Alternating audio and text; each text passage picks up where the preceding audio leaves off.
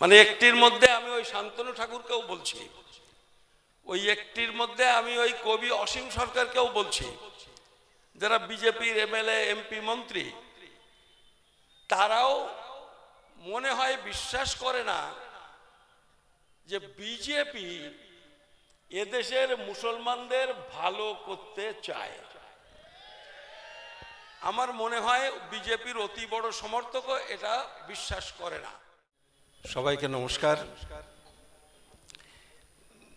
দেখুন, আজকের এই সভা মূলত কেন্দ্রের বিজেপি নেতৃত্বাধীন এনডিএ সরকার যে ওয়াকফ আইন তৈরি করেছে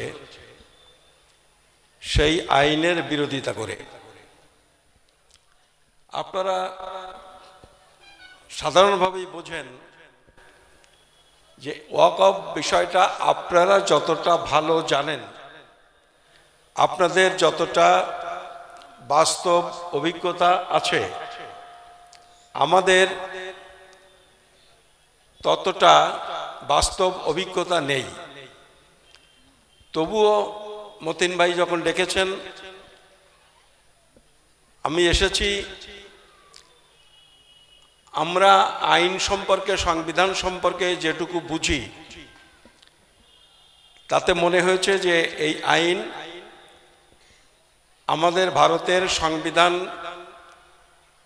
নির্দেশিত পথ ধরে এগোয়নি, ফলে তার বিরোধিতা করার জন্য এবং আপনারা এই আইনের ফলে যেভাবে ব্যথিত হয়েছেন, দুঃখিত হয়েছেন, নিজেদের অবিচারের শিকার মনে করে অসহায় বোধ করছেন, সহনাগরিক হিসেবে আপনাদের পাশে দাঁড়িয়ে একসঙ্গে এই কালা আইনের বিরুদ্ধে লড়াইয়ের যে আকাঙ্ক্ষা, তার জন্যে আজকে এই মিটিংয়ে এসেছি। ওয়াকফ সম্পর্কে খুব বেশি কিছু আমার কাছ থেকে জানতে পারবেন এরকম বিষয়টা নয়। তবুও আপনাদের বলি, আমাদের সংবিধানের কতকগুলো মৌলিক অধিকার অধ্যায়ে কিছু নির্দেশ আছে। তার মধ্যে একটা ধারা হলো সংবিধানের ২৬ নম্বর ধারা। এই ধারার প্রত্যেকটা ধারার একটা হেডিং আছে, শিরোনাম আছে। এই ধারার শিরোনাম হলো সংখ্যালঘুরা তাদের ধর্মীয় বিষয়ের পরিচালনা নিজেরাই করবেন। সংখ্যালঘুদের ধর্মীয় বিষয়াদি পরিচালনার অধিকার সংখ্যালঘুদের হাতেই থাকবে। একদম পরিষ্কার করে এই কথা বলা হয়েছে। আর ওয়াকফ বিল বা ওয়াকফ আইন যেটা পাশ হয়েছে, সেখানে এই বিজেপি সরকার মূলত অনেক কিছুই আছে, তার মধ্যে বলছি মূলত এই ওয়াকফ সম্পত্তির পরিচালনার মধ্যে তারা অনুপ্রবেশ করতে চাইছে, তারা এর মধ্যে পরিচালনার মধ্যে ঢুকতে চাইছে। এইটা হচ্ছে সবথেকে মারাত্মক বিষয়। এইটার বিরোধিতা করতে হবে। এবং এইটা তারা তো এভাবে বলবে না, তারা বলবে বা বলছেও যে ওয়াকফ সম্পত্তি নিয়ে নানান ধরনের দুর্নীতি হয়, সেই সম্পত্তির সঠিক ব্যবহার হয় না। বিজেপি বলছে তারা এই আইন তৈরি করেছে যাতে সরকার এমন ব্যবস্থা নিতে পারে যাতে এই সম্পত্তি এবং এই সম্পত্তি অকপ সম্পত্তি এবং অকপ সম্পত্তির আয় যেন সমাজের দুর্বলতর মানুষ, মহিলা, এই সমস্ত অংশের মানুষের কল্যাণে ব্যবহার করা যায়। দেখুন, আমাদের দেশে সে হিন্দুদের সম্পত্তি হোক, হিন্দুদের দেবত্ব সম্পত্তি হোক, বা যে কোনো সম্পত্তির কথা আমি বলছি, সেখানে কোনো রকমের দুর্নীতি হয় না বা অদক্ষ ম্যানেজমেন্ট, অদক্ষ পরিচালনা ব্যবস্থা নেই, এই রকম কিন্তু নয়। এরকম আছে সমস্যা, সব জায়গাতেই কিছু কিছু আছে। সেটা হলো এই সমস্যা দূর করবার জন্য নানান রকমের পদ্ধতি প্রকরণ ব্যবহার করার প্রশ্ন। যদি একটা আইন ঠিকমতো কাজ করছে না, কিছু কিছু ত্রুটি বিচ্যুতি হচ্ছে, এইটার জন্য যদি আইনটাকে আমূল পরিবর্তন করতে হয়, মূল জায়গা যদি পরিবর্তন করতে হয়, তাহলে আমাদের দেশে সংবিধান তো সংবিধান থাকে না, রাখার কোনো দরকার হয় না। এই সংবিধান আছে, এত ভালো সংবিধান, তারপরে তো নানা অনাচার হয় না? দেশে এত আইন আছে, সব ব্যাপারে আইন আছে, তারপরেও তার মধ্যে নানান রকমের দুর্নীতি, নানান রকমের অন্যায় অবিচার হয়। সেখানে অন্যায় অবিচার যদি কিছু হয়, দুর্নীতি যদি কিছু হয়, সেটাকে রোধ করার জন্য, প্রতিরোধ করবার জন্য চেষ্টা করতে হবে। কিন্তু সেইটাকে অজুহাত করে বিজেপি অকপ সম্পত্তির পরিচালনার মধ্যে ঢুকে পড়ে এই সব সম্পত্তিকে বেদখল করার যে পরিকল্পনা করেছে, এইটা কোনো ক্রমেই মেনে নেওয়া যায় না, এবং এই কারণেই এর বিরোধিতা করতে হবে। অনেকেই বলবেন যে সুপ্রিম কোর্টে মামলা হয়েছে। দেখুন, আমার যেটুকু সংবিধান এবং আইন সম্পর্কে জ্ঞান আছে, তাতে আমি খুব হলফ করে বলতে পারি, বিজেপি সরকারের এই যে ওয়াকফ আইন, আমাদের দেশের সংবিধান এবং আইন অনুযায়ী সেটা বেআইনি, অসাংবিধানিক, এটা চলতে পারে না। কিন্তু তার মানে আপনারা নিশ্চিন্ত হয়ে যাবেন না যে সুপ্রিম কোর্টে এতগুলি মামলা হয়েছে, তাহলে মামলাতে নিশ্চিতভাবে ওয়াকফ বা বিজেপির বিরুদ্ধে এই আইন তৈরি করার বিরুদ্ধে রায় যাবে, এইটা কিন্তু নাও হতে পারে। কারণ ইতিমধ্যে আমাদের অভিজ্ঞতা হয়েছে, বিচার ব্যবস্থা আজ থেকে 10-15 বছর আগে পর্যন্তও যাচ্ছিল, যতটুকু যাচ্ছিল, আগেও কিছু সমস্যা ছিল, কিন্তু সেটা ছিল কম। আর এই 10 বছরের মধ্যে বিচার ব্যবস্থা যেটা হয়েছে, সেখানে খুব কম আশা আছে সুবিচার পাওয়ার, বেশিটাই বরবাদ হয়ে গেছে। প্রত্যেকটা জায়গাতে এই বিচার বিভাগেও একেবারে হাইকোর্ট বা তারও নিচের কোর্ট থেকে সুপ্রিম কোর্ট পর্যন্ত আজকে সেখানে আরএসএস এর লোকজন, তাদের খুব হিসেব করে তাদের বসানো হয়েছে। ফলে সুপ্রিম কোর্ট কি রায় দেবে, সেইটাই যে সুবিচার, রায় দিলে আমাদের দেশের আইন অনুযায়ী সবাই মানতে বাধ্য, কিন্তু সেইটা যে সঠিক হবে এরকম কিন্তু নয়। ফলে দেশের মানুষের কর্তব্য হলো যে আইন সম্পর্কে দেশের মানুষ যে খুশি নয়, বিক্ষুব্ধ, বেঠিক মনে করছেন এই আইনকে, এইটা বেশি বেশি করে প্রচারে নিয়ে আসা। এখন সমস্যা হলো, আপনারা হয়তো অতটা বুঝতে পারেন না, আমরা হিন্দু পাড়াতে বাস করি, হিন্দু মানুষ, সেখানে একটা প্রচার চলছে যে এই সম্পত্তিগুলো মুসলমানদের মধ্যে কিছু মানুষ তারা ভোগ দখল করে, এইটা আমরা সঠিকভাবে যাতে কাজে লাগে তার ব্যবস্থা করব। কিন্তু আমার মনে হয় এই দেশে এমন একটিও মানুষ নেই, মানে একটির মধ্যে আমি ওই শান্তনু ঠাকুরকেও বলছি, ওই একটির মধ্যে আমি ওই কবি অসীম সরকারকেও বলছি, যারা বিজেপির এমএলএ এমপি মন্ত্রী, তারাও মনে হয় বিশ্বাস করে না যে বিজেপি এদেশের মুসলমানদের ভালো করতে চায়। আমার মনে হয় বিজেপির অতি বড় সমর্থকও এটা বিশ্বাস করে না।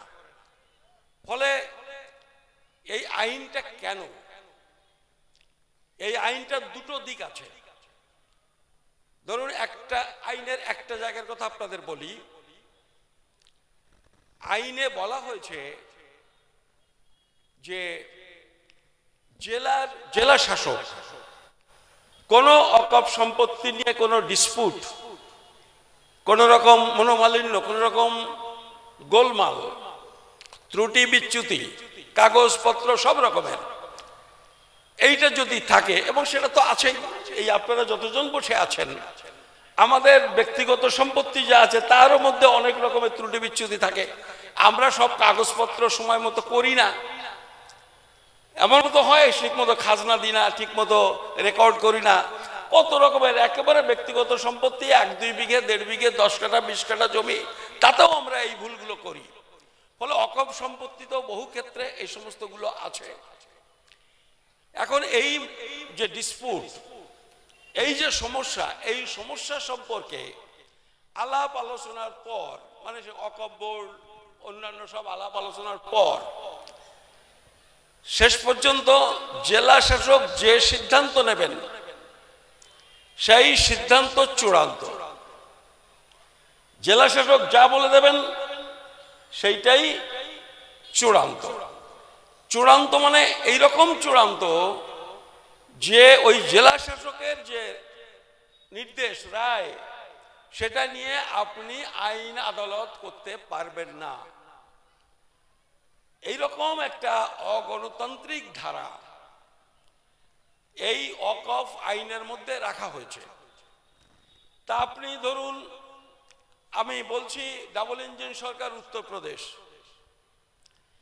উত্তরপ্রদেশের ডিএম যারা আছেন, জেলা প্রশাসক যারা আছেন, বেছে বেছে তাদের সব আরএসএস এর লোক বসানো হয়েছে, এবং এই সব সম্পত্তিগুলো আলটিমেটলি গোলমাল বাঁধিয়ে তার কাছে যাবে, সে রায় দিয়ে দেবে। এভাবে ওয়াকফ সম্পত্তিগুলো বেদখল করার, এবং এরা এই দখল করে কিন্তু আসলে আম্বানিদের মতো ওই সব ব্যবসায়ীদেরই দেবে। ওই জনগণের কল্যাণের কথা যেটা বলছেন, ওটা মানুষকে ভুল বোঝানোর জন্য, বিভ্রান্ত করবার জন্য ওইগুলো বলছেন। এখন একটা হচ্ছে এইভাবে ওয়াকফ সম্পত্তি বেদখল করার একটা ইচ্ছা। তার থেকে বড় কথা হলো, যেটা মতিন ভাই বারবার বলছেন, সব থেকে বড় কথা হলো এই আইন তৈরি করার পেছনে মূল উদ্দেশ্য হলো রাজনৈতিক উদ্দেশ্য। তারা জানে এদেশের মুসলমানরা স্বাধীনতা এবং তার আগে থাকতে ন্যায় এবং সত্যের জন্য যে লড়াইয়ের ঐতিহ্য, এইটা বিজেপি খুব ভালো করে জানে যে এই ওয়াকফ আইন যা করা হয়েছে, এই অন্যায় ভারতবর্ষের মুসলমান এবং অন্যান্য গণতান্ত্রিক মানুষ তারা সহজে মেনে নেবে না, এর বিরুদ্ধে আন্দোলনে পথে নামবেই। আর ঠিক সেই সুযোগটা বিজেপি নেওয়ার জন্যই এই আইনটা করেছে। মুসলমানরা রাস্তায় নামবেন, আমরা যত কথাই বলি, ওই আমি ছোটনদার মতো এইরকম অল্প সংখ্যক লোক আপনাদের মিটিং মিছিলে আপনাদের পায়ে পা মিলাতে আসবো, বেশিরভাগ হিন্দু আসবে না। তার কারণ এমন একটা পরিস্থিতি, আগে যতটা আসতো এখন তাও আসবে না। এমন একটা পরিস্থিতি তৈরি করা হয়েছে, অপপ্রচারের মাধ্যমে মানুষকে এতটাই বিভ্রান্ত করা হয়েছে যে যারা আসলে ধর্মনিরপেক্ষ মানুষ, এমনভাবে গালাগালি করা হয়, এমনভাবে মান সম্মান নিয়ে সিনেমিনি খেলা হয় যে তারা ইচ্ছে থাকলেও রাস্তাঘাটে চায়ের দোকানে মুখ দিয়ে বলতে সাহস পান না সত্যি কথাটা। এবং তা যদি মুসলমানদের পক্ষের কথা হয় তাহলে আর কেউ বলতে সাহস পাচ্ছেন না। এটাও একটা আরএসএস এর একটা পরিকল্পিত চক্রান্ত, এমনভাবে গালাগালি করবে সোশ্যাল মিডিয়া হোক, পাড়ায় হোক, গ্রামে হোক, যে এই সমস্ত মানুষ তারা সম্মানের ভয়ে চুপ করে থাকেন। ফলে মুসলমানরাই বেশি বেশি রাস্তায় নামবেন, আর তারা সেই সুযোগটা নিয়ে নিজেরা কিছু গোলমাল বাঁধাবেন। যে গোলমালগুলো মুর্শিদাবাদে হয়েছে, আগের দিন যে গোলমালটা হয়েছিল সেটাতে আমি কালকে এসেছি রাত্রিবেলায়, আমি গেছিলাম একটু কিষানগঞ্জ, ওই পথেই এলাম, এবং ঘটনাক্রমে যেদিন পরশুদিন যাচ্ছিলাম সেই দিনই ঘটনাটা ঘটেছে বিকেলবেলায়। আমাদের গাড়িটাই প্রথম আমরা গেলাম।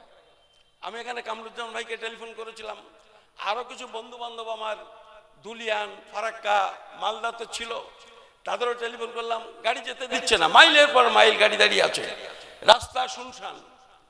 কিন্তু আমি যেটুকু টেলিফোন করে খবর পেলাম, খবরটা জানার পরে আমি একটু সাহস করে গেলাম, এবং আমি সন্ধ্যে নাগাদ দোকান থেকে পার হলাম, দেখলাম সেখানকার অবস্থা। এবং অন্যান্য কিছু কিছু লোক, সত্যটা তো পুরোপুরি ওইভাবে জানা যায় না, আমরা জানিও না, কিন্তু জনতার মধ্যে এক শ্রেণীর আরএসএস এর সমর্থকরা ঢুকে গোলমালগুলো পাকানোর চেষ্টা করছেন যাতে এই হিন্দু ভোট পোলারাইজ করার সুবিধাটা পাওয়া যায়।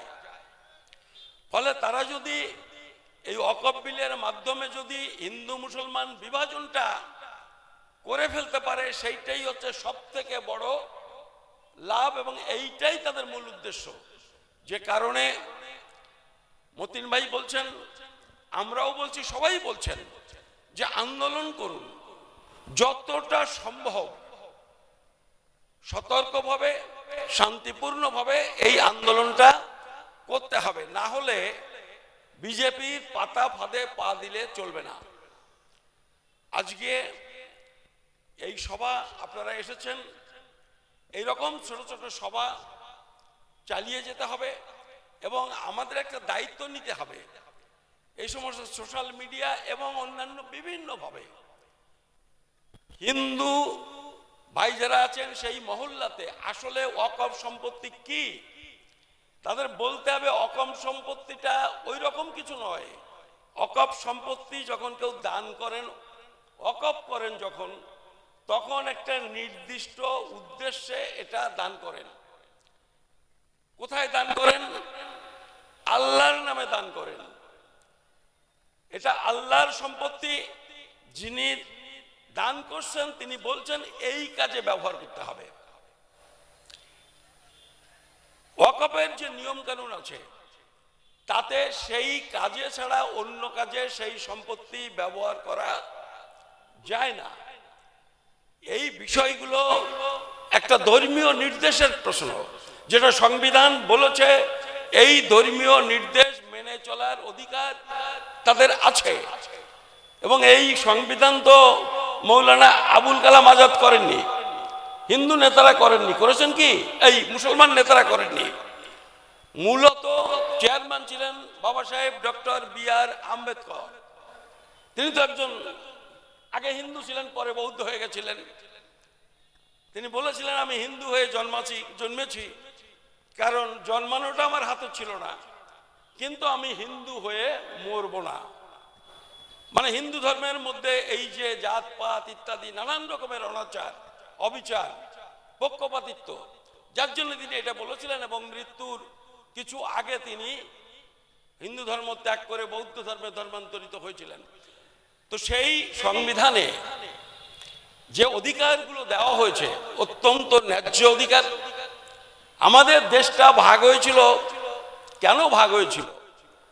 প্রথম থেকে মুসলমানরা দাবি করছিল আমরা এক দেশের মধ্যে থাকব, আমাদের শুধু সাংবিধানিক গ্যারান্টি দিন, হিন্দু বৌদ্ধ খ্রিস্টান সবার মতো মুসলমানরাও যাতে সমানভাবে বিকশিত হওয়ার, সমৃদ্ধ হওয়ার, লেখাপড়া শেখার, চাকরি বাকরি পাওয়ার গ্যারান্টি যাতে থাকে।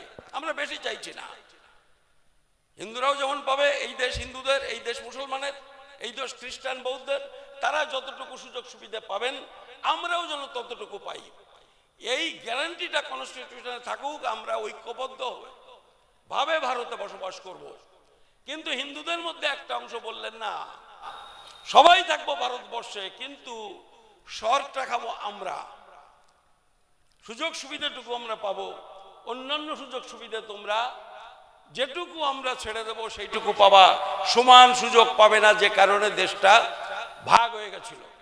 ফলে এই দেশটাকেও যদি ঐক্যবদ্ধ রাখতে হয়, তাহলেও আমি হিন্দুদের উদ্দেশ্যে বলছি, শুভ বুদ্ধিসম্পন্ন হিন্দুদের উদ্দেশ্যে বলছি, আপনাদের সবাইকে মাথায় রাখতে হবে, সবাই যদি সমান অধিকার না পায়, ধর্ম সম্প্রদায় হিসেবে যদি কোনো একটা অংশের মানুষের উপর যদি অন্যায় অবিচার হয়, তাহলে দেশ ঐক্যবদ্ধ রাখা যায় না। বেয়োনেট আর বুলেট দিয়ে অনন্তকাল মানুষকে দাবিয়ে রাখা যায় না। ফলে এই যে আন্দোলন, সেই আন্দোলন সবার সমান অধিকার, সবার ধর্মীয় স্বাধীনতা রক্ষার অধিকার, সে হিন্দুর জন্য, মুসলমানের জন্য, অন্যান্য সব সম্প্রদায়ের জন্য। ফলে এই লড়াই কাঁধে কাঁধ মিলিয়ে লড়তে হবে এবং অত্যন্ত সতর্কতার সাথে লড়তে হবে। আপনাদের কাছে এই আবেদন রেখে আমার সংক্ষিপ্ত বক্তব্য আমি এখানে শেষ করছি। আপনাদের সবাইকে নমস্কার। অনেক অনেক ধন্যবাদ। ঠান্ডা মাথায় গুরুত্বপূর্ণ কথা বলেছেন। এবারে একেবারে এক ঝাঁক খাতাপত্র